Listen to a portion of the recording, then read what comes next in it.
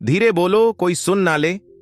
ये बात हम सबके कानों में पड़ी होगी और हमारे मुंह से भी निकली होगी, लेकिन सोचने की बात यह है कि ये वाक्य कब कब हमारे मुंह से निकलता है और कब कब हमारे कानों में पड़ता है, क्योंकि ऐसे कम ही गुप्त राज होते हैं जो हम दूसरों के कानों में पड़ने नहीं देना चाहते। अक्सर परिवार में अशांति का कारण हम स्वयं ही होते हैं। हम इस बात को देख पाए भले ना देख पाए, पर यह असल सत्य है, क्योंकि जाने अनजाने मूर्खतावश हम खुद ही अपनी वो बातें दूसरों को बता देते हैं जो हमें कभी नहीं बतानी चाहिए, और वही बातें जो जाने अनजाने हमने किसी दूसरे के सामने बता दी थी, वही हमारे दुख का कारण बन जाता है, वही हमारे झगड़े का कारण बन जाता है। और फिर बाद में हमें पछतावा होता है कि मुझे ये बात किसी को बतानी नहीं चाहिए थी। मेरी ही गलती हुई कि मैंने जाने अनजाने ये बात सभी को बता दी। इसीलिए आज की जो बौद्ध कहानी मैं आपको सुनाने वाला हूं, उसे सुनने के बाद आपको 7 ऐसी बातें पता चलेंगी जो आपको कभी किसी को नहीं बतानी। ये जो 7 बातें हैं जो आपको किसी को नहीं बतानी, क्यों नहीं बतानी, इसके पीछे का तर्क भी मैं आपको दूंगा। और इन 7 बातों के अलावा अगर आपको लगता है कि कोई बात ऐसी है जो मुझसे छूट गई या मैं नहीं बता पाया, तो कमेंट सेक्शन में जरूर बताना। इससे पहले कि आप इस बौद्ध कहानी में खो जाएं, इस चैनल को सब्सक्राइब जरूर कर लें। तो चलिए कहानी शुरू करते हैं। एक समय की बात है। एक नगर में राजेश नाम का एक युवक रहता था। वो युवक बहुत गरीब था। 2 वक्त की दाल रोटी भी बड़ी मुश्किल से उसको नसीब होती थी। किसी काम की तलाश में दिन रात खोज करने पर भी उसे कोई काम नहीं मिल रहा था। फिर एक दिन उसने अपनी पत्नी के सामने अपनी सारी समस्या बता दी। उसने अपनी पत्नी को कहा कि मैं जिस जगह भी काम मांगने के लिए जाता हूं, तो हर कोई मुझे यह कहकर काम नहीं देता कि हमारे यहां काम की जरूरत नहीं है। मैं काम की तलाश कर करके थक चुका हूं। मुझे समझ नहीं आता कि मैं तुम लोगों का पेट कैसे भरूंगा, अपने बच्चों को कैसे पालूंगा, और ये चिंता मुझे दिन रात खाए जा रही है। यह सुनकर उसकी पत्नी ने कुछ सोचकर कहा कि तुम एक आदमी के पास एक बार ही काम मांगने के लिए जाते हो, और जब वो काम नहीं देता तो तुम 2 बार उसके पास जाते तक नहीं हो। अगर तुम्हें उनसे काम लेना है तो तुम्हें हमदर्दी जतानी होगी, तुम्हें उनसे हमदर्दी हासिल करनी होगी, अपनी गरीबी दिखानी होगी, ताकि वो लोग तुम्हारी मजबूरी समझकर तुम्हें काम पर रख लें। इसीलिए शर्म मत करो, उन्हें अपनी मजबूरी बताओ, अपनी गरीबी बताओ, और इसी उपाय से तुम काम पा सकते हो। ये बात राजेश के मस्तिष्क में बैठ गई, और अगले दिन काम मांगने के लिए वो उसी सेठ के पास जा पहुंचा जहां पर वो पिछले दिन काम मांगने के लिए गया था। लेकिन इस बार उसने हाथ जोड़कर उस सेठ से प्रार्थना की, उससे विनती की कि वो बहुत गरीब है और उसे काम की बहुत आवश्यकता है। वो जो कुछ भी उसे देंगे उसमें संतुष्ट हो जाएगा, पर कृपया करके मुझे अपने यहाँ काम पर रख लें। उसकी ये हालत देखकर उस सेठ ने उसे अपने यहाँ काम पर रख लिया। वो रोज वहां पर काम पर जाने लगा। अंदर ही अंदर वो खुश तो था कि उसे काम तो मिला, लेकिन उसे वेतन दूसरे लोगों से कम मिलता था। वही काम जो दूसरे लोग कर रहे थे, उन्हें ज्यादा वेतन मिल रहा था और इससे कम वेतन मिल रहा था। जब इस बारे में उसने अपने सेठ से कहा, तो सेठ ने कहा कि देखो भाई, तुम्हें काम की जरूरत थी, मैंने तुम्हें काम दिया, मेरा धन्यवाद करने की बजाय तुम मुझसे शिकायत कर रहे हो। यह सुनकर रिंकू वहीं पर चुप हो गया। बात कहीं ना कहीं सत्य थी। सस्ती सेठ ने तो उसे उसकी मजबूरी के हिसाब से ही काम दिया था, और इसीलिए वो उसे अपने अनुसार ही वेतन देता था। लेकिन धीरे धीरे उसने ये बात अपने सगे संबंधियों और अपने दोस्तों को भी बताना शुरू कर दी कि उसका सेठ कैसा आदमी है और उसे कितना वेतन देता है। समय बीतता रहा और राजेश पूरी लगन के साथ अपना काम करता रहा।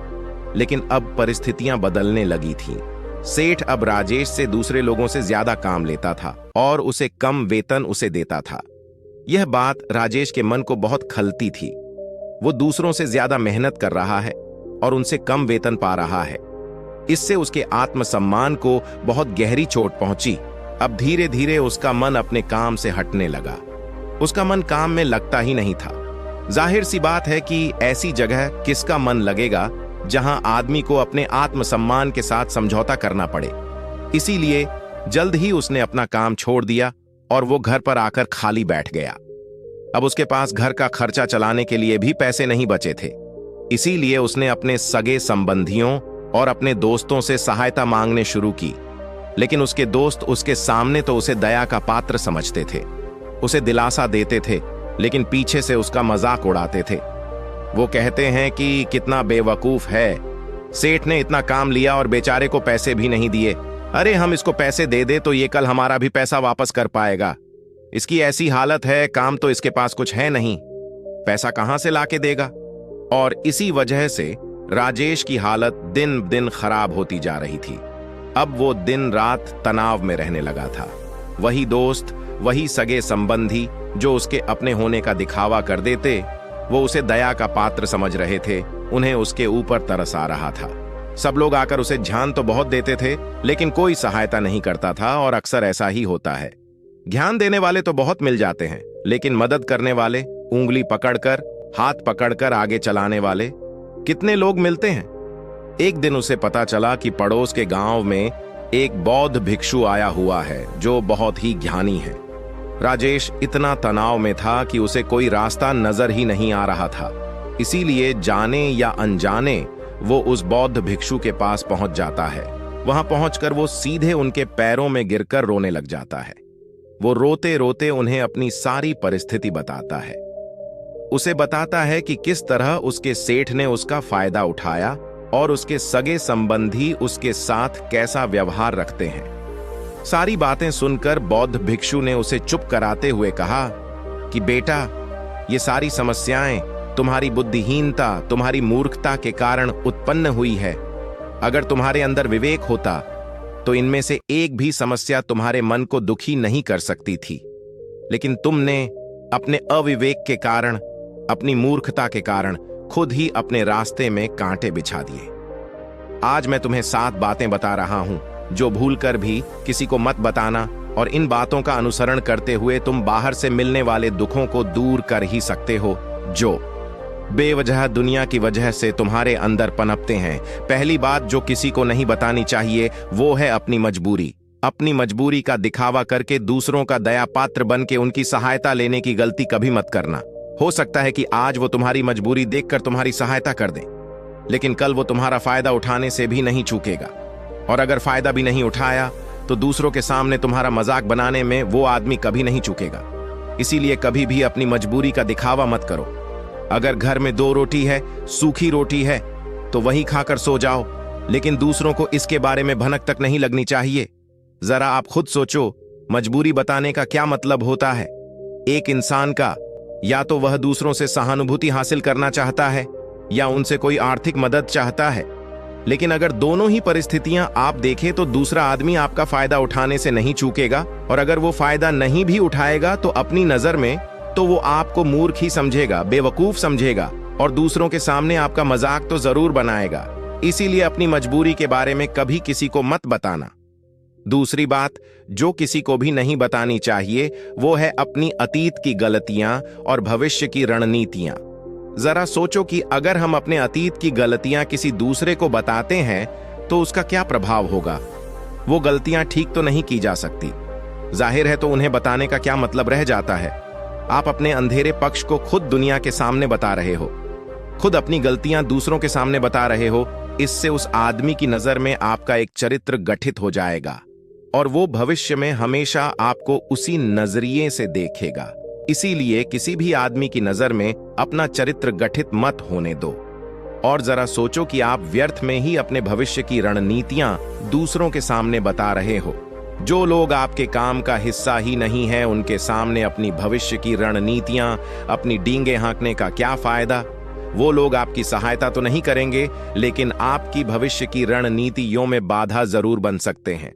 आप खुद अपने विवेक का इस्तेमाल करिए और सोचिए कि आपके साथ भी ऐसा हुआ है कि आपने अपनी भविष्य की रणनीति किसी को बताई हो और वो कामयाब ही ना हुई हो। जरूर हुआ होगा। जरा गौर से सोचिए। तीसरी बात जो किसी को नहीं बतानी चाहिए वो है अपने घर की बातें। जो भी हमारे घर के अंदर आपस में बातचीत होती है, हमारे माँ बाप के साथ, हमारी पत्नी के साथ, हमारे बच्चों के साथ, वो बातें परिवार तक ही सीमित रहनी चाहिए। अगर आप इन बातों का दूसरों के सामने ढिंढोरा पीटते हो तो दूसरों को आपके घर में घुसने का एक मौका मिल जाता है और वह इसका फायदा उठाने से कभी नहीं चूकेंगे। वो आपके परिवार के सदस्यों को आपसे दूर लेकर जाने की कोशिश करेंगे।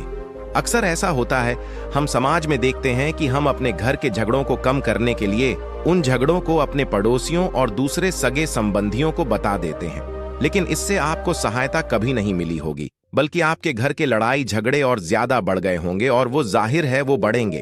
अगर आप अपने माँ बाप की बात दूसरों को बताएंगे तो आपके माँ बाप को बुरा लगेगा ही कि हमारा बेटा हमसे बताए बगैर दूसरों को ये बातें बता रहा है। इसीलिए अपने घर की बातें और अपने घर की लड़ाई झगड़े किसी के सामने मत बताना। चौथी बात जो मैं आपको बताने जा रहा हूं, जो किसी को नहीं बतानी चाहिए, वो सुनने पर बहुत अजीब लग सकती है, लेकिन उसका सत्य भी मैं आपको एक तर्क के माध्यम से दूंगा। मैं कहता हूं कि अपनी आमदनी किसी को मत बताना। अब अपनी आमदनी ना बताने के पीछे क्या मतलब हो सकता है? जरा सोचिए कि आप अपनी आमदनी अपने दोस्तों को बता देते हैं, तो जब आपके दोस्तों को जरूरत पड़ेगी तो वो सिर्फ आपको ही याद करेंगे, क्योंकि उनको पता है कि अगर आपकी आमदनी ज्यादा अच्छी है तो आप भी उनकी मदद कर सकते हैं और इसीलिए ज्यादा लोग आपसे सहायता मांगेंगे। और जब आप उनकी सहायता नहीं करेंगे तो वो सोचेंगे कि इस आदमी के पास पैसे हैं, मेरी सहायता कर सकता है, लेकिन यह सहायता कर नहीं रहा है, और इसीलिए आपकी आमदनी आप दोनों दोस्तों के बीच एक झगड़े का कारण हो सकती है। कम आमदनी होगी तो लोग मजाक उड़ाएंगे और ज्यादा होगी तो सहायता मांगेंगे, तो अपनी आमदनी बताने का कोई मतलब नहीं है। पांचवी बात जो मैं आपको बताने वाला हूं उसे आप गांठ बांध लेना और किसी को यह बात मत बताना। अपनी कमजोरियां और अपनी ताकत अक्सर इंसान को पता नहीं होता है कि उसकी कमजोरी या उसकी ताकत क्या है, लेकिन अगर आपको अपनी कमजोरी और अपनी ताकत पता है तो पहली बात तो आप बहुत ही बुद्धिमान आदमी हैं, और दूसरी बात कि आपको ये बातें किसी से साझा नहीं करनी है, क्योंकि अगर आपकी कमजोरी या दूसरों को पता चल गई तो वो आपकी कमजोरियों का फायदा उठाएंगे, और अगर आपकी ताकत पता चल गई तो वही ताकत आपकी कमजोरी बन जाएगी, क्योंकि वो ताकत दूसरे आदमी को पता है और वो ताकत की कार्ड भी ढूंढ ही लेगा। अपनी कमजोरी और अपनी ताकत अपनी पत्नी या अपने पति को भी नहीं बतानी चाहिए, क्योंकि इसके बाद आपको घर में उनसे हमेशा दबके रहना पड़ेगा। अगली बात जो किसी को नहीं बतानी चाहिए वो है अपने मित्र और अपने शत्रु। आप अपने मित्रों के बारे में अगर दूसरे लोगों को बताएंगे तो वह आपके मित्रों के साथ अपनी घनिष्ठता बनाकर आपको धोखा दिलवा सकते हैं। आपके गहरे मित्रों को आपसे दूर करने का प्रयास कर सकते हैं। अक्सर आम आदमी ऐसा नहीं करता, लेकिन आपके दुश्मन ऐसा करने की कोशिश कर सकते हैं। और दूसरी तरफ आपके शत्रु का भी किसी को नहीं पता लगना चाहिए, क्योंकि आज जो आपका मित्र है, अगर कल वो आपका दुश्मन हो गया तो वो आपके दुश्मन के साथ ही मिलकर आपको परास्त कर सकता है, आपको धोखा दे सकता है। इसीलिए अपने सबसे अच्छे दोस्तों को भी अपने दुश्मन के बारे में कभी मत बताना। अगली और आखिरी बात कहना चाहता हूं कि जब तुम दान करते हो तो दान के बारे में भी किसी को मत बताना, नहीं तो दान करना व्यर्थ हो जाता है, बेकार हो जाता है। जब आप अपने दान का ढिंढोरा पीटते हो तो आप ये बता रहे हो कि मैं कितना बड़ा दानी पुरुष हूं, और ये आपके अंदर एक अहंकार निर्मित करेगा। इसीलिए दान गुप्त रूप से किया जाए उतना ही अच्छा होता है, उतना ही फलदायी होता है। जब आपका बायां हाथ दान कर रहा हो तो दाएं हाथ को बिना पता चले कि बायां हाथ दान कर रहा है। ये 7 बातें जो बौद्ध भिक्षु ने राजेश को बताई, इनमें संसार के सभी सिद्धांत छिपे हुए हैं। इन बातों का अनुसरण करते हुए आप अपने घर में सुख शांति बना सकते हैं और घर के झगड़े हमेशा के लिए दूर कर सकते हैं। आप इन बातों के बारे में अपने विवेक से भी सोचेंगे तो आपको यह बातें सच मालूम पड़ेगी। हमारा कहानी सुनाने का मकसद यही है कि आपका विवेक जागृत हो। आप खुद उन बातों के बारे में सोचें जो हम आपको बता रहे हैं, और अगर हम गलत हैं तो आप कमेंट सेक्शन में वो बात जरूर बताएं जिस पर हम गलत हैं। और इनके अलावा भी अगर आप कुछ जानते हैं तो उन बातों को भी कमेंट सेक्शन में जरूर डालें। तो दोस्तों, कैसी लगी आपको ये कहानी? कमेंट सेक्शन में जरूर बताना और चैनल को जरूर सब्सक्राइब करें। तो मिलते हैं अगली कहानी में, तब तक के लिए अपना ख्याल रखें।